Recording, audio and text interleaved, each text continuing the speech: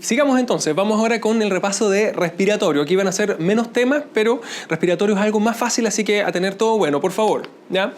El tema número 1, neumonía. Acuérdense que las neumonías se enfrentan habitualmente con una radiografía de tórax ante el cuadro clínico, porque se dice que son un diagnóstico de tipo clínico radiológico. ¿Ya? La clínica en específico no la vamos a ver acá porque es algo que tienen que repasar del manual de semiología, ¿cierto? Respiratoria, pero que quede esto bien claro. La clínica manda, la radiografía es solamente un examen confirmatorio, pero si yo no tengo radiografía o si la radiografía inicialmente no está alterada, pero la clínica es absolutamente categórica de neumonía, se le deja tratamiento antibiótico igual y se controla con la nueva radiografía en 48 horas. ¿Ya?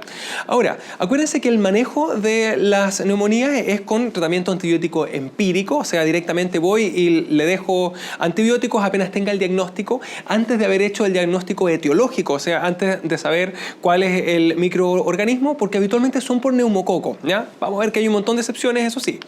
Ahora, ¿cómo determino si lo voy a hospitalizar o no y qué tratamiento antibiótico es el que le voy a dejar? Se determina con el CURV 65. ¿Ya? ¿Qué es esto? La C es de conciencia, ¿cierto? La U, uremia. La R son que tenga una frecuencia respiratoria mayor a 30 por minuto, ¿cierto?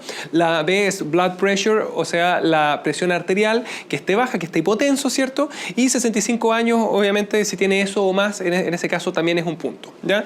Y cada una de estas cosas suma un punto. ¿Ya? Eso es lo que dice la guía MinSal, pero acuérdense que esto no sirve mucho, porque si yo tengo un paciente que está choqueado, obviamente, aunque tenga solamente un punto, lo voy a hospitalizar y lo voy a manejar como alguien muy grave, o si está con requerimientos de oxígeno y ventilación mecánica, aunque esté bien en el resto de las cosas, igualmente lo voy a tener que hospitalizar y manejarlo como alguien grave. ¿Ya?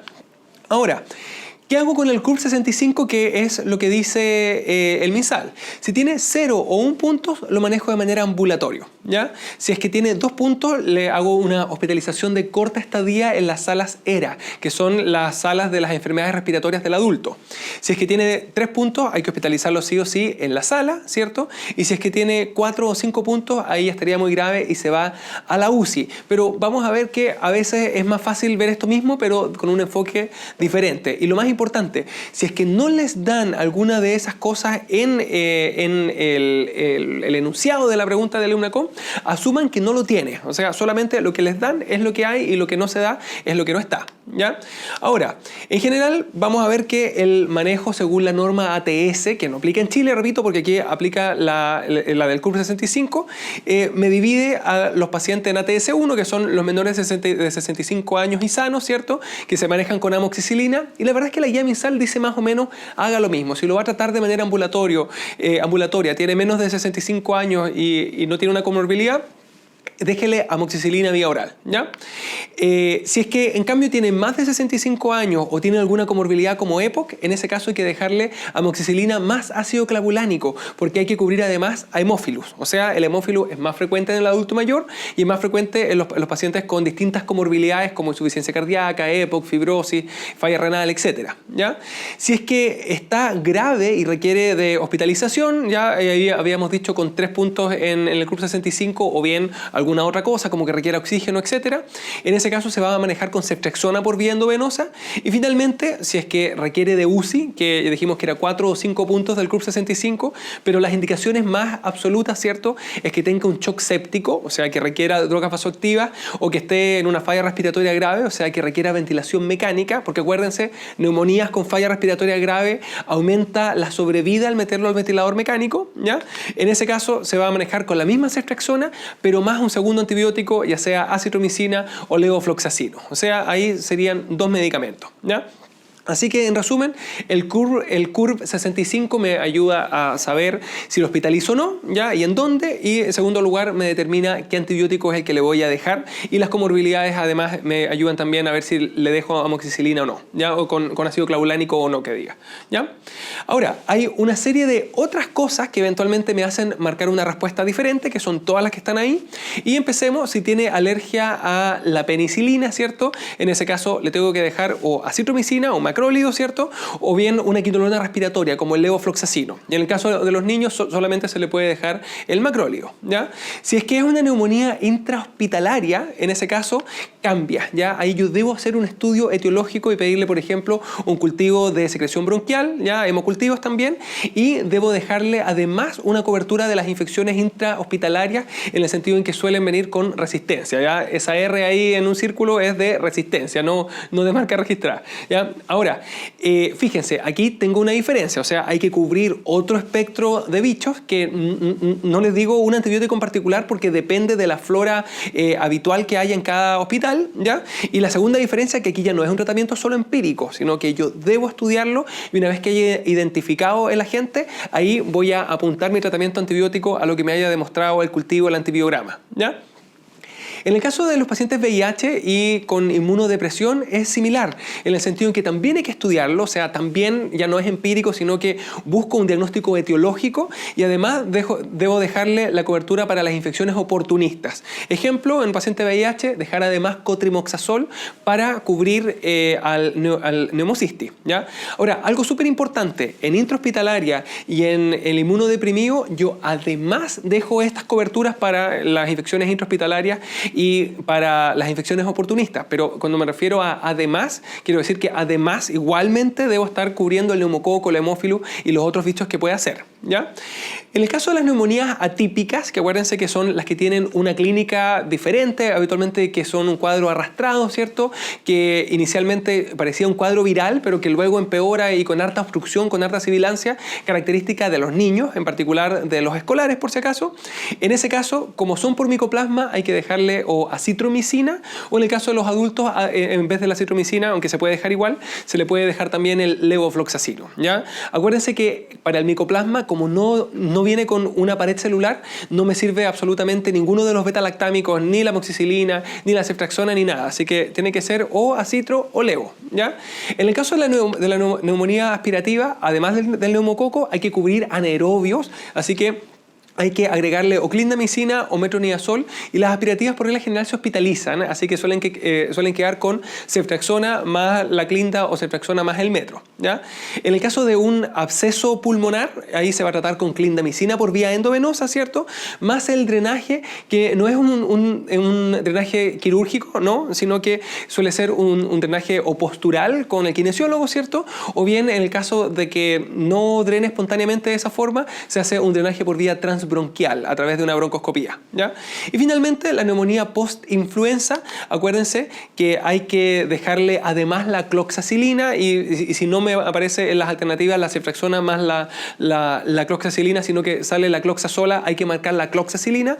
¿Por qué? Porque suelen ser por estafilococo aureus. Ahora, que quede esto bien claro, la post-influenza es una que ocurre habitualmente 1 a 2 semanas después de haber tenido una influenza, ¿ya? Y suele ser una neumonía muy grave, bilateral y como multiabscedada, ¿ya? Así que es un cuadro grave, diferente y que se trata con un antibiótico distinto porque hay que cubrir estafilococo aureus, ¿ya?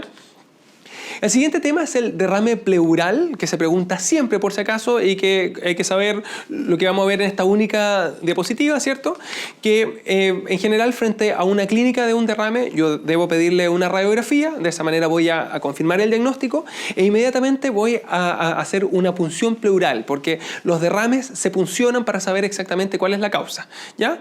Y lo primero que yo veo en el estudio del líquido pleural son los famosos criterios de Light, ¿ya? Que son los 3 que están ahí. La LDH mayor a 0,6 de la LDH plasmática, las proteínas arriba de 0,5, o sea, arriba de 50% de las proteínas del plasma, ¿cierto? Y finalmente la LDH mayor a 2/3 del máximo aguantado para la LDH plasmática en ese laboratorio, ¿ya? Ahora, otras 2 cosas que se pueden usar también es simplemente decir la LDH arriba de 180, en el sentido en que el máximo habitualmente es 270 y 2/3 de eso da 180, y lo otro, el colesterol arriba de 40. Y esas cosas hay que saberlas porque en el EUNACOM aparece a veces solamente con la LDH y con el colesterol sin los exámenes plasmáticos, ¿ya? Así que con esas 2 cosas hay que saber identificar los criterios de Light. Ahora, Con ellos yo puedo diferenciar un exudado de un transudado, y que quede bien claro, los transudados son los que no cumplen con ninguno de los criterios de Light, absolutamente ninguno. En cambio, los exudados son los que cumplen al menos con uno, o sea, me basta la LDH en 200 para yo decir esto ya es un exudado, ¿ya? Ahora, se manejan totalmente diferentes. En el caso del transudado hay que recordar cuáles son sus causas, ¿cierto? Que la más frecuente de todas y la más frecuente de derrames pleurales en general es la insuficiencia cardíaca. Luego el síndrome nefrótico, por ejemplo, el daño hepático crónico y otras causas de edema, ¿ya? Y lo importante de los transudados es que simplemente hay que tratar su causa. O sea, uno busca después la causa y la maneja, ¿ya? Ahora, en el caso de los exudados, ahí hay que seguir viendo el líquido, ¿cierto? Y en particular ver si es un exudado de tipo polimorfo nuclear o un exudado de tipo mononuclear, ya que son causas distintas y que se manejan absolutamente diferentes, ¿ya? En el caso de los exudados polimorfonucleares, acuérdense que hay dos tipos que diga. Uno, el empiema, que es lo mismo que el derrame paraneumónico complicado, aunque no es lo mismo, se manejan igual, así que nos vamos a quedar con la idea de que es lo mismo, ¿ya? Y el derrame paraneumónico simple, que es menos grave por si acaso, ¿ya? El empiema está infectado, el líquido pleural, hay una infección de la pleura misma. En cambio, el paraneumónico es solamente por la inflamación de una neumonía, pero que la neumonía está en el pulmón y produce inflamación en la pleura, pero no hay una infección de la pleura en sí, ¿ya? Ahora, ¿cómo hago para diferenciarlos con los criterios que aparecieron ahí? ¿Ya?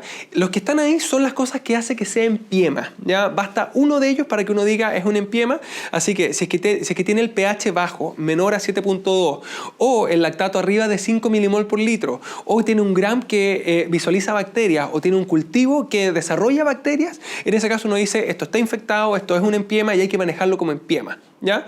Si no tiene ninguna de esas cuatro cosas, en ese caso sería un derrame paraneumónico simple, ¿ya? Ahora, lo importante es el manejo, ¿ya? En el caso del empiema hay que ponerle un tubo pleural, o sea, una toracostomía con trampa de agua para que drene esto, ¿cierto? Y se deja ahí hasta que deja de salir pus y se deja un par de días más, ¿ya?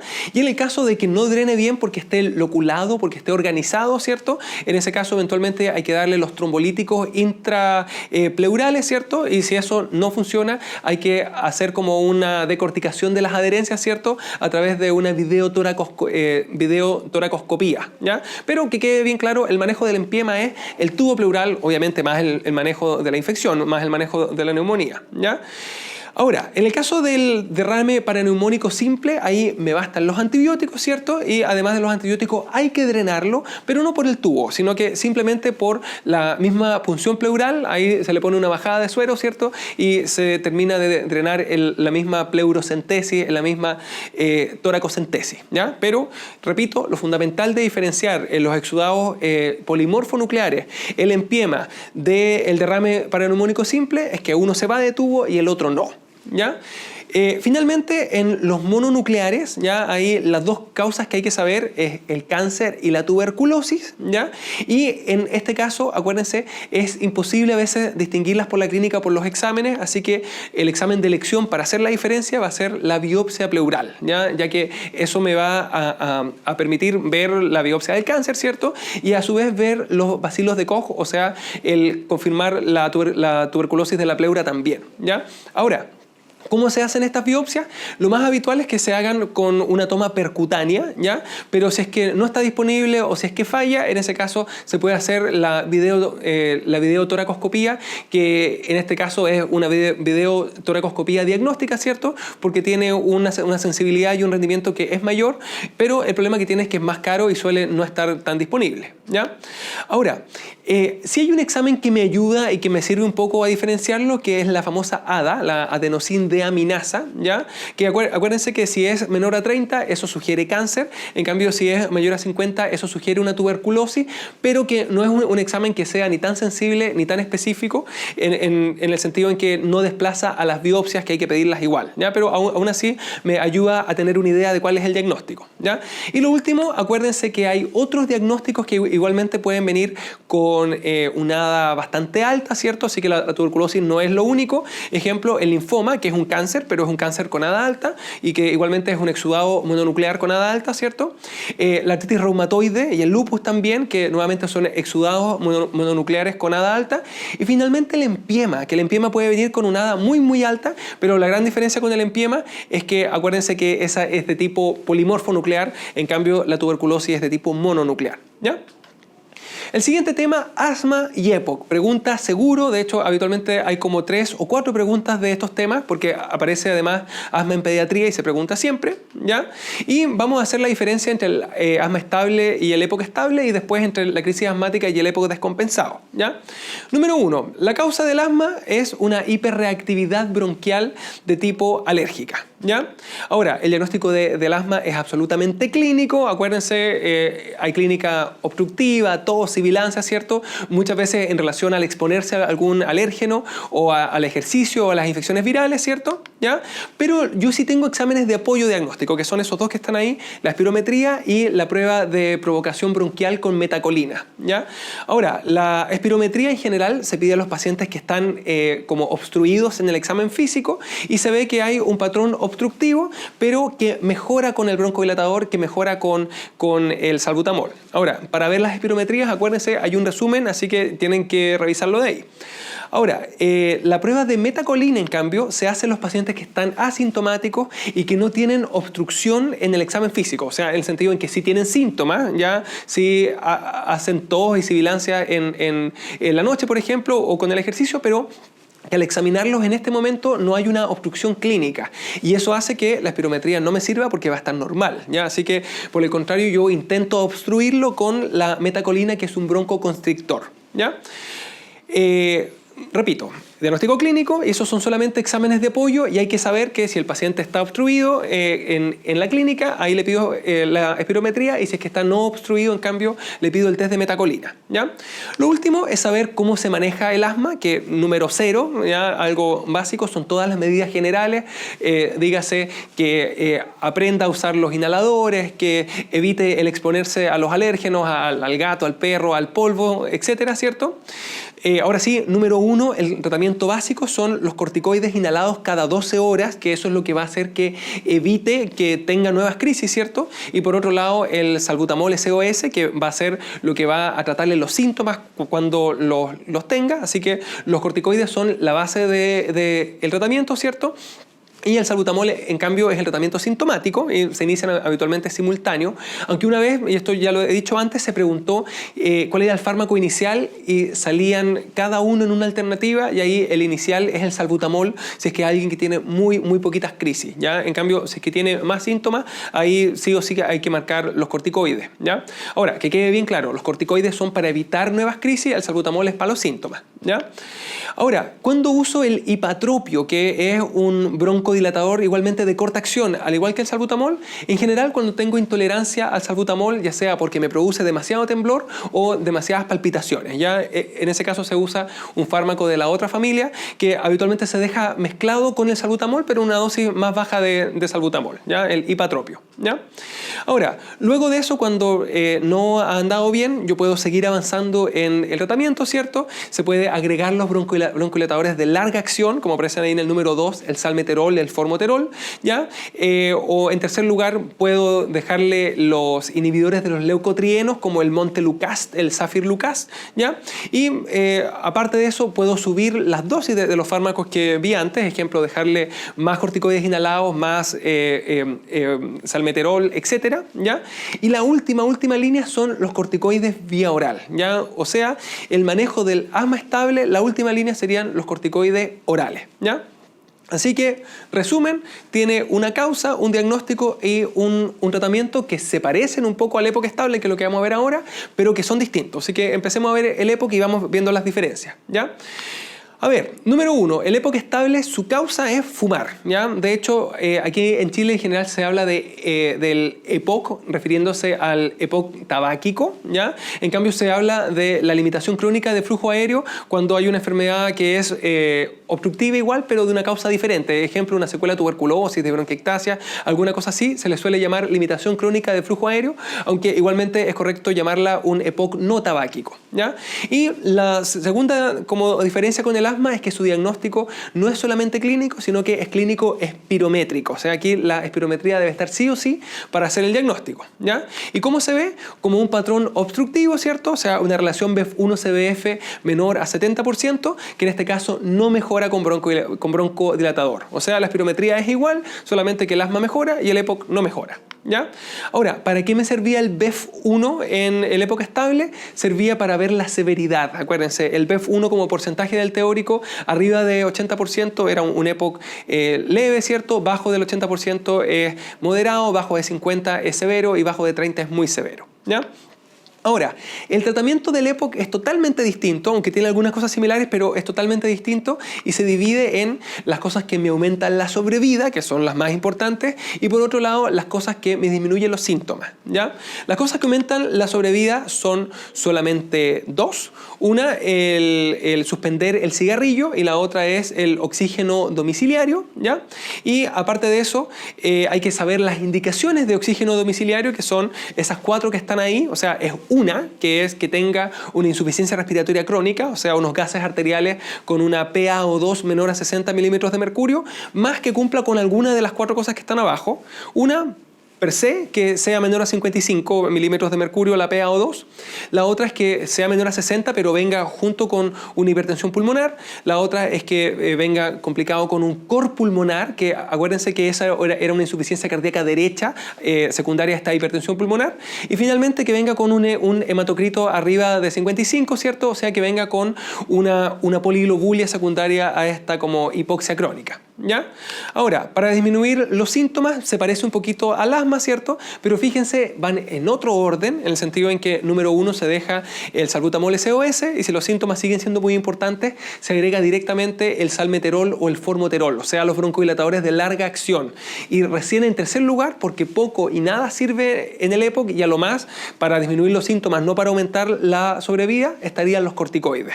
O sea, en el asma, los corticoides son la base del tratamiento crónico, ¿cierto? En el EPOC, en cambio, la base es suspender el cigarrillo, ¿ya? Y los corticoides irían en la última línea, incluso después del salmeterol, ¿ya? Ahora, la crisis asmática y el EPOC descompensado tienen varias similitudes. Acuérdense que el orden en que uno trata una crisis asmática es, número 1, darle oxígeno para que sature normal, arriba del 93%. Se le deja además el salbutamol inhalado, ya sea en puff o en nebulizaciones. Ambas son opciones aceptables, ¿cierto? 3, va con los corticoides sistémicos, idealmente por vía oral, si es que puede tragar el paciente, ¿cierto? Y si no, por otra vía intramuscular o endovenosa, ¿cierto?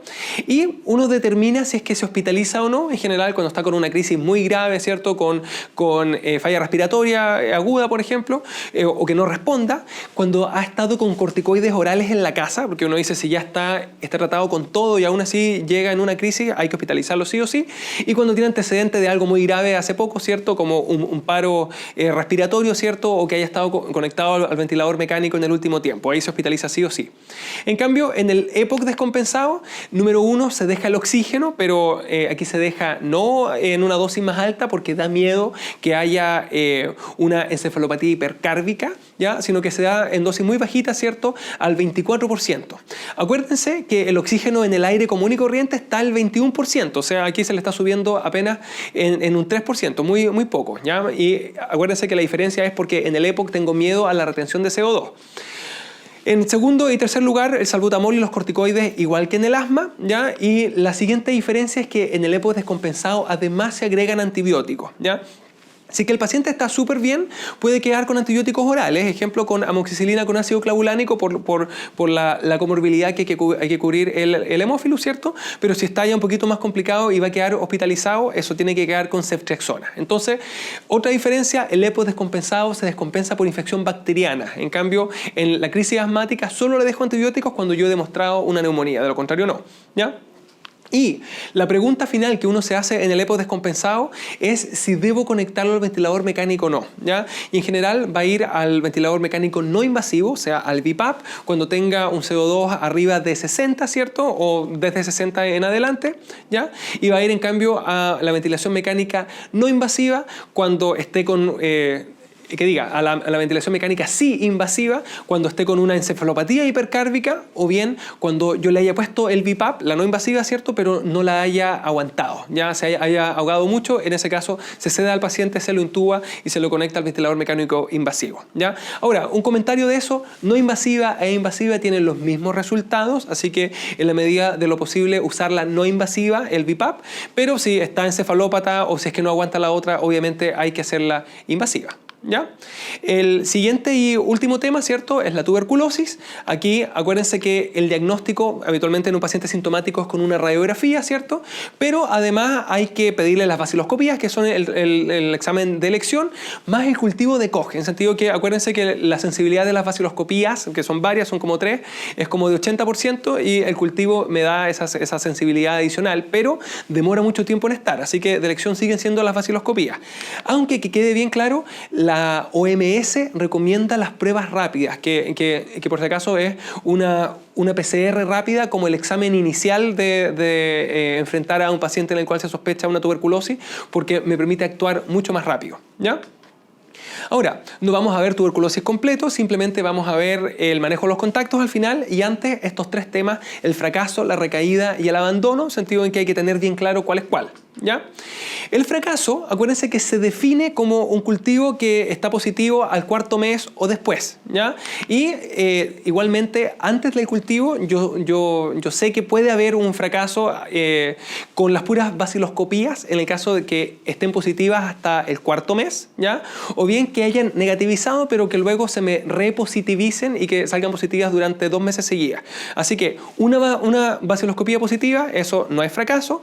2 vaciloscopías que están positivas, eso probablemente es un fracaso. Y un cultivo independiente de las vaciloscopías que esté positivo, eso seguro es un fracaso si ya está en el 4º mes con los fármacos, ¿ya? Ahora, la causa del fracaso es la resistencia antibiótica, ¿ya? Así que la conducta va a ser derivarlo al tratamiento secundario, que es con otros antibióticos que seguramente se van a ajustar según lo que me diga el antibiograma aquí en este cultivo, ¿ya? Ahora, ¿qué es una recaída? La recaída es alguien que tuvo el tratamiento completo, que mejoró completamente de la tuberculosis, pero que llega después con una nueva vaciloscopía que está positiva. O sea, es alguien que se reinfectó después de ya haber sido completamente manejado y bien tratado, ¿ya? Y en este caso, lo que uno sospecha es que alguien lo contagió de nuevo. O sea, ahí va a haber que hacer un manejo de los contactos, ¿ya? Algo importante, la recaída es un nuevo caso y por lo tanto, por un lado, hay que notificarlo, por otro lado, hay que meterlo en las estadísticas de la incidencia, ¿cierto? ¿Ya? Y aquí el manejo va a ser con el esquema habitual, con el tratamiento primario, ¿ya? O sea, con el RIPE, rifampicina, isoniazida, piracinamida y etambutol, dado que no es por resistencia, sino que simplemente es por una reinfección. Pero sí va a ser fundamental estudiar a los contactos por un lado y por otro lado también va a ser importante el asegurarse que no haya resistencia. Así que si bien le voy a dejar un esquema primario, sí voy a revisarle el antibiograma igual, porque si es que hubiese una bacteria multidrogo resistente, habría que cambiar este tratamiento antibiótico, ¿ya? Y finalmente, ¿qué es el abandono? Es un paciente que suspende el tratamiento por más de un mes, ¿ya? O más de 4 semanas antes de haberlo terminado, ¿ya? Y en este caso, si es que lleva menos de un mes, ¿ya? Ahí simplemente hay que retomarlo porque aún no hay abandono y se retoma en el momento en que lo dejó. Si es que lleva más de un mes, en ese caso estoy obligado a reiniciarlo desde cero. Y finalmente, si es que lleva más de un año y la vaciloscopía está negativa, yo asumo que ya está curado, así que simplemente puedo darlo de alta, ¿ya? Queda ahí una duda, ¿qué pasa si es que lleva más de un mes y está con la vaciloscopía que está negativa? Y probablemente la respuesta ahí igualmente es reiniciarlo y tratarlo desde el principio. Y el último tema, vamos a ver los contactos de la tuberculosis, ¿cierto? Acuérdense que todo paciente contacto, o sea, todo paciente que duerme bajo el mismo techo, ¿cierto? Hay que ver si tiene síntomas, o sea, hay que ver su clínica, hay que pedirle una radiografía de tórax y además se pide vaciloscopía. Ya la norma actual dice vaciloscopía para todos los contactos. Ahora, obviamente, si está sin nada de clínica, si está sin expectoración, es imposible hacerla, ¿ya?